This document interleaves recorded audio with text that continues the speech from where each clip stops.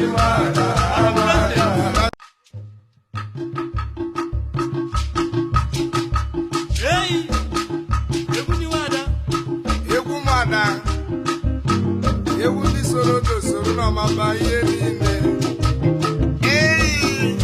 exclusive ladies of Enugu State Association, Washington DC Metropolis.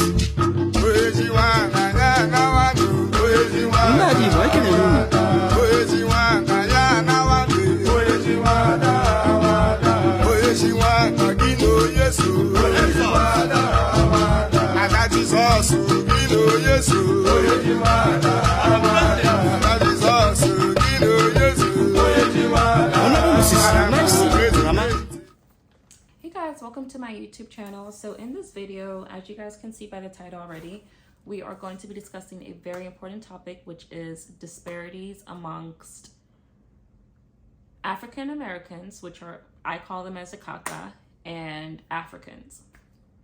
So we kind of touched on this topic like 2-3 years ago, but I kind of missed some points and I wasn't as knowledgeable or educated on the premise of what I was even talking about. I was just talking just to express myself and be emotional, but as some subscribers and commenters have brought to my attention, you cannot always do that. You cannot always just say how you feel emotionally, because you could be hurting a targeted group of Black Americans. So I know that now. I'm more knowledgeable. I wasn't educated on the topic, but you know, all we need is just a little bit of learning, right? And then we can kind of get what we need in life. So I'm going to express my pinpoints on the disparities. And although the truth is ugly, I do want any viewer to understand and kind of just fact check whatever they know or kind of compare it to what I'm saying. So let's go ahead and get into the video. So yes, disparities amongst Africans and Akatas, right? So as we know, although we are similar in terms of being Black and similar skin tone, I do believe anyone in the world can possess a dark skin tone. There's biracial people that I've seen that have shown that, you know, they can still display the Black tone or color tone, but they're not Black, like African American Black, you know. So for instance, there could be a Egyptian mom and Cameroonian dad, you know, or Dominican dad, you know. Those two people can have a child that looks Black, dark skin, but ultimately the child knows where their roots are and where they came from. So that would debunk the theory that they are Black, you know, or African American. So it's just different disparities and things that I wanted to kind of bring to light, because I do feel like I failed miserably at trying to convey my opinions and thoughts, you know, on a previous video. That is now deleted, so you cannot go back and rewatch it unless you screenshotted it or something, but it's not been deleted because it was just too much inaccuracies on it. So now we have all the details. So basically, an Akata is a derogatory term that we've discussed previously. A lot of Black Americans don't like that. They don't like hearing that. They don't want to be described that way. But unfortunately, it is the #1 descriptor that Africans in my country and anywhere else, or can't speak for anywhere else, right? Because I'm only from Nigeria, so let me just speak to that. And well, some people know what Akata means. Other African countries will tell you they know what it means, but they don't say it.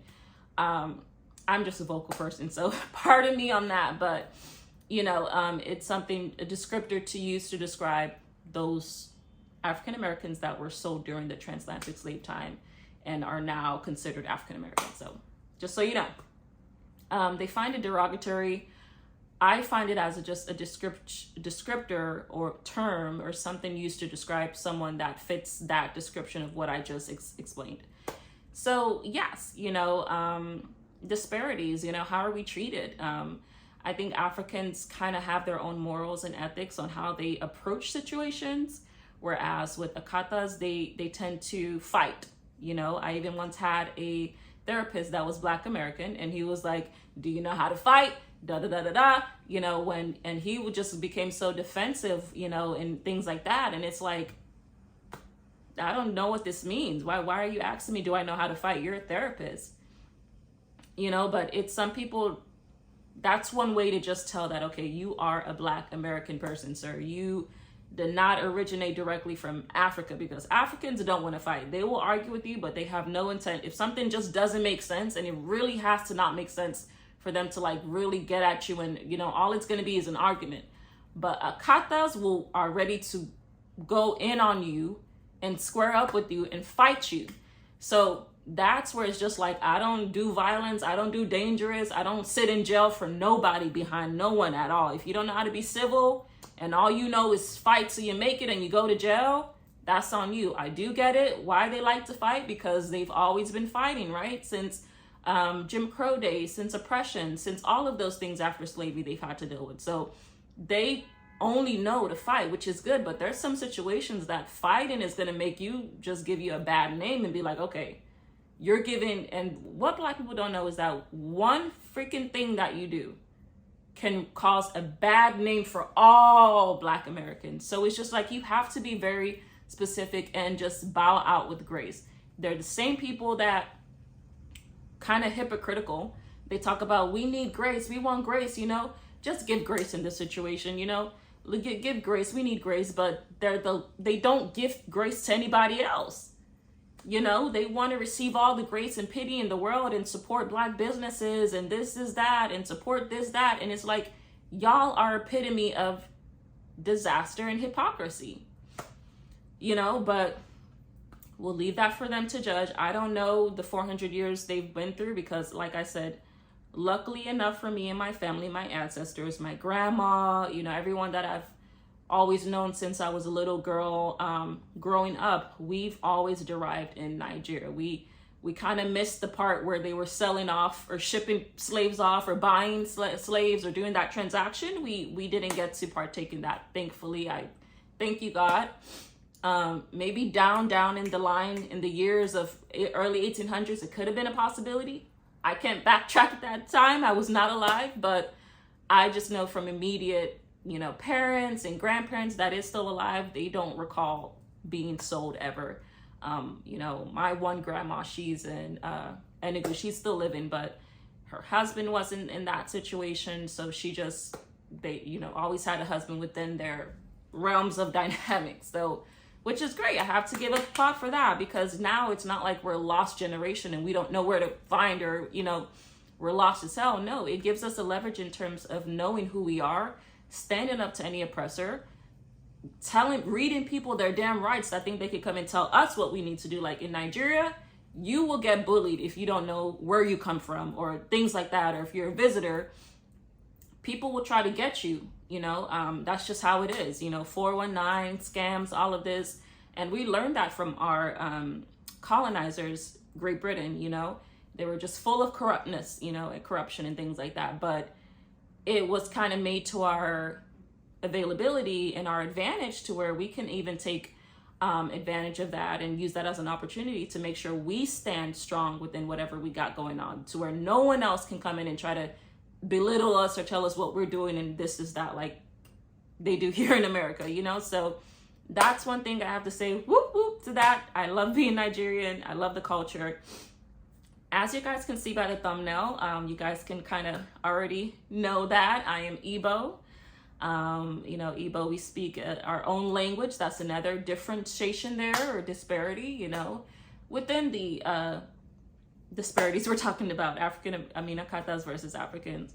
So my language is Igbo, you know, I speak that, I understand it. And if you are Igbo watching this, Igbo kwenu, as you know. So yes, yeah, so we're always just closing knitted. We don't attack each other. That's another thing. We speak the same language, and we know it's not just about being Nigerian, but there's also like 200 different cultures in Nigeria alone. So that's a long way to go to just trying to figure out where you come from, right? So it's so important and trivial to know where you come from. I understand during the transatlantic slave trade, not every African American or African, or even if you derive from Nigeria, was not able to know exactly what part of, you know, state they come from. what state, because it's so many states. It's like 50 states in Nigeria.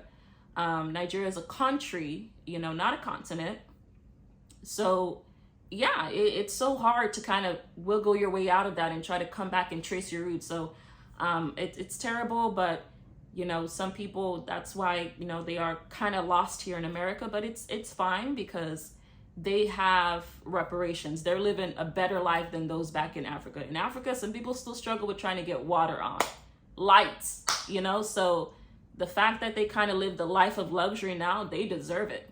Anytime I see a Black person winning, I'm like, there you go, you got it. This is a sign of God coming down and saying, this is what your ancestors deserve for doing all of the work you did during the 400 years of enslavement. So I'm cool with that. I just wanted to kind of say the disparity differences, but I would take living in Africa versus even getting any kind of reparation check or living a life of luxury. I love my culture and my roots too much to try to sacrifice that just for off some lights and this and all of that. Like, you still can get that back there in Nigeria. You just need to make sure you have the money and the income, but we have such a fucked up government that they don't even care about that or how you live. So yeah, it's just something I wanted to point out. So yeah, we have our own language. We obviously have our own food. You guys know about the food. It's so prolific now in America that, people have tried to learn about their culture and things of that nature. So egusi soup, jollof rice, you guys know what that does. So you guys know it. So yeah, but that's just all it is. It's not to say one is better than the other. It's just to kind of give out the disparities and the differences. Like, Africans have a more subtle approach to dealing with Americans because we're foreigners. We can't come in here into an American colony and say, you freaking did this, and we're foreigners ourselves. So we just have to assimilate and gravitate towards, white people, because a lot of times they do know what they're doing. They just have a screwed image at times, or may have a screwed judgment at times. But ultimately, they always just end up at the top because this is their country and they know what they're doing, And yeah, so that's just one thing I wanted to point out. Like I said, with African Americans, they're similar to us, but not quite, and it's just sucks that, they had to go through that and they had to try to figure out this. And, even till today's date, they're still struggling and suffering with ways on how to just be professional, know how to talk to people and treat people right. Pay people when they've worked for you, Don't go from 0 to 100, because no one's going to like that. Regardless of how much you fought for this country and to have a right and everything, nobody wants violence, nobody wants crap, nobody wants that bullshit in their life, So it's just like, try to always have a good thought process and intention in life, and you will never fail. So yeah, that's basically what I needed to say. I'm not going to make any kind of disparaging comments about anyone here. But just going to try to keep it very short and simple. Like, I know a lot of African Americans will say, girl, why are you here in America? Why don't you just go back? And truth be told, I'm really just here because of, getting sense of a luxury lifestyle. I kind of like that America gives you opportunities to win the lottery, Mega Millions, Fireball. I think we all know that. So you do get a lot more opportunities than being in Nigeria. But one thing I will say is, I'm not a coward. I'm not one of those Nigerian Americans that are like, that will talk crap about, African Americans and their hard work that they used to build up this country, and live in this country, another man's country, and not return back to Nigeria, where I come from. So if you guys don't know, I don't live here permanently. I go to Nigeria like literally every 4 to 6 months, because that's where I get most of my food, my crops, things that I sell, how I live, So I don't like too much American food. Obviously, I'm not American. So there's traditional food I like that I eat, and not only just the food, but it's just culture. I have family there that give a damn about me, that want to see me, So whereas here it's just like, I'm kind of lost here, like I don't really have any roots or background here. So there is days where I feel kind of like lonely, like, man, I can't go to my aunt's house, I can't eat some of her food, you know, like, you know, so yeah. So yeah, that's just kind of what it is. But, you know, I definitely do visit Nigeria. And I do also want to commend all the Black Americans that fought during the MLK Day, Juneteenth, being free, you know, and all of that. You know, I'm not a freeloader. I work hard, and trust me, I've worked jobs in my life, you know, so it's just one thing I wanted to put out there, that, you know, your work is not unseen, and, you know, it's very much appreciated. However, I do have to admit, you know, you have to always work on yourself, work on your attitude. Don't be labeled an angry Black bitch. Don't act like you've never seen this. Don't be broke, you know, try to always pay everything, any bill you have, because the moment you fail at something, or the moment you didn't get this right, you have your oppressor, you have a colonizer, which is the white Americans, that will attack you, laugh at you, and somewhat even call you the N-word. You know, so there is an action as of acting like an N-word. I don't think anyone should act that way at all. I think you should always want to strive to be the best, so that way anybody that was praying and wishing you to fail and not do good is going to be miserable at the end. Because you have some miserable white people out there that don't even know how to contain their own mental health, but can't wait to see a Black person fail. So I don't like anybody with white people. This is how I do with them. I don't need anybody using my name for clout. You people are boring and fragile on your own. I need you guys to stand up on your own 2 feet and make it work for yourself. You've had slaves working this whole America, different parts of this America, for 400 years, while you guys sat on your ass and shouted at the slaves and made them breed within their own selves, which is disgusting. So you guys are the cause of this turmoil. Be able to solve problems. Don't wait on a convenient or your nearest Black person to save you during this time. Slavery is over. You need to be able to stand on your own 2 feet and fix it. So quite frankly, if I was an African American, like let's say I wasn't an African and I was an African American, I would be very upset at white people. Like, you people's mental health is so shambled and terrible, and you sometimes don't even know how to fix that for yourself. You know, so I don't, you know, literally. So I just say, like, to Black Americans that have fought, and you know what you've done, you know what your ancestors have done, keep on striving, keep on being the strong Black person that you are. You know, even though you may have lost your roots and your connection back home to Africa, it is completely fine. It is not the end of the world, and it is not a crime. But there's always a way to persevere, which a lot of African Americans have done a splendid job at. You know, even though Kamala Harris was vice president, Barack Obama, first Black American president. So it's just, you have to keep pressing on next. That's my favorite term. Step on next, so they know to not mess with you, but do it in a non-violent, dangerous way. You never want to put someone in danger. You never want to be labeled as this person that is going to cause somebody harm or make somebody die or beat someone up. Like, I don't even want to be associated with that. So it's just like, there's a way to do things in a nice, concise manner that people will gravitate to you automatically. So that's basically all I have to say. We're not going to discuss into the violence that I've experienced with Black Americans, because I'm just going to give them a pass. I'm going to give them what they call grace.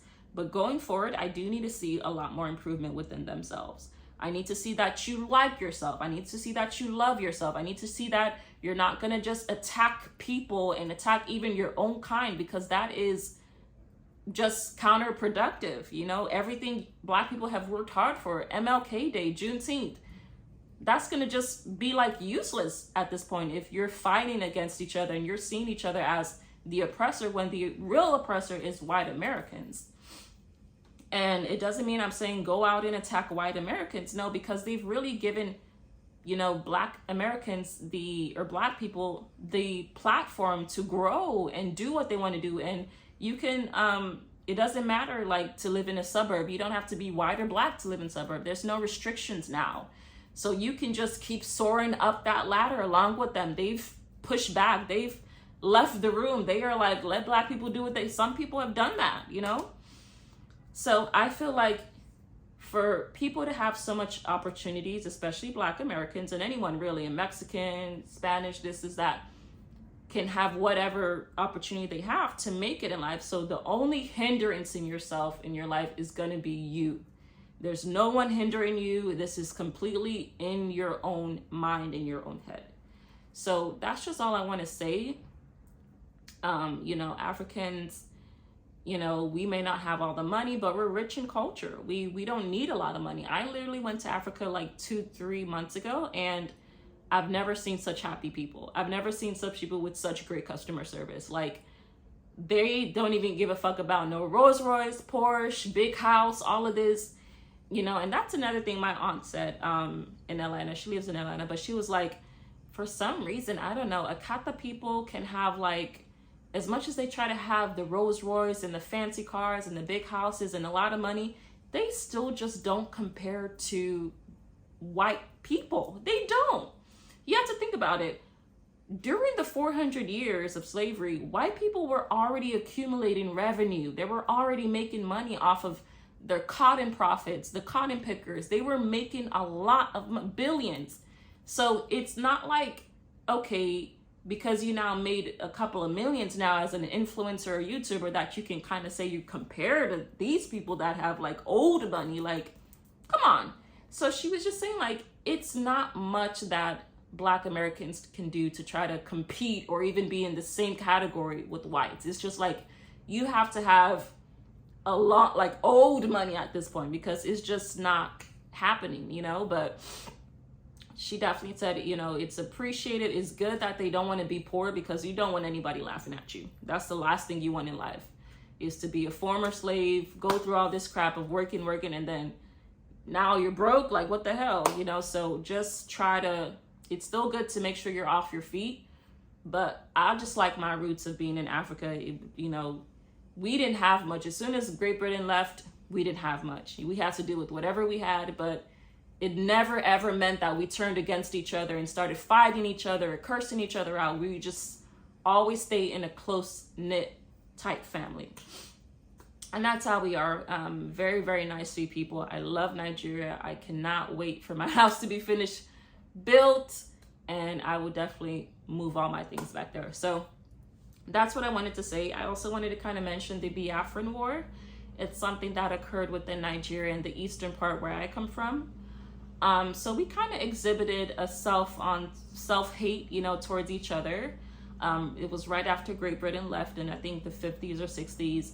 And at that point, I don't know what the war was really about. I think it was just about who was going to take over or who was going to have much land. I don't know, but they had the war, and it was really just amongst the eastern people. So all the Igbo states like Enugu, Imo, Abia State, you know, we kind of had a fight, you know, and we would have to be geared up towards war, regardless if you're a man or a woman. I think that's where the strong Black woman comes into effect, because we were trained as soldiers, even as women, to kind of protect yourself. Always have a way to defend yourself when something goes wrong. Don't sit and cry and wait. This is not America. You need to be able to defend yourself if soldiers do come and invade you or try to rape you or something like that. So we were trained as well, just like the soldiers. But yeah, it's just, we kind of had that one-on-one, you know, fight with each other, and it's like, it really didn't make sense. I think we ended up just ending the war and calling a peace treaty, because it doesn't make sense. We're from the same country, same area of town. Why are we fighting? You know, like, let just Nigeria be one Nigeria and call it a day and move on. There's no room for self-hate. There's no need for it. Our colonizers have left already. Let's face the big picture and move on. And once we did that, Nigeria has been stronger and solid than ever. But that was just an epitome of, like, wow, like, there's times that we can really be our own worst enemy. We can be jealous with each other. We can be jealous of each other, and we can try to lead to our own demise. Like, it shouldn't be two people of the same ethnicity fighting. Doesn't make sense. So I say this just to say, like, this is a true event. I'm not trying to judge anyone, you know, because I do say, I said it a lot, that, you know, Black Americans always have somehow fight each other and find a way, you know, to do that to each other. And it's like, but I'm guilty of that as well. My country did the same thing during Biafran War. There was people that were hungry and starving for no fucking reason, all just to come to the ending fact that we're all in the same thing, we're all in this together, and there was really no reason for the fight. Like, we're not fighting anything, nobody's evading us. Like, wow, we're just fighting each other. Makes a lot of sense. So that's just to show you guys, like, life is short and you got to make the most of it, but there's really no need to be fighting once with each other. You know, that doesn't make any sense. You know, and ever since we stopped that war, Nigeria has been so great than ever. There's still some jealousy though. You still cannot trust everybody in Nigeria. You know, obviously there's black voodoo, there's juju, you know, things like that. So you have to always be aware of your surroundings. You know, that's what the motto we always go by in Nigeria, because to lose your life can be in a snap of a finger. You know, we hold grudges to the point that it's like it can go beyond just having a dialogue and verbal accusations and verbal disagreement to actually escalating this to a spiritual level and killing someone. I've seen it happen. So it's just about, you know, learning. You know, we're not perfect either. Just like Black Americans are not perfect. So I cannot just come in and attack Black Americans when my country has been through hell as well and still going through hell. They still struggle with jealousy and praising one another, like, you know. So it's just about that. And I do want to thank you guys so much for tuning in. Again, guys, try to understand every part of what I'm saying. Do not just go ahead and leave a comment and say you're self-centered, this is out of emotion. Do your research, fact check everything that I am saying, because there is a reason I'm saying it. And once again, this video was not to demean or mock any other kind of country, or any other kind of person, you know. So yeah, let me know what you guys think down in the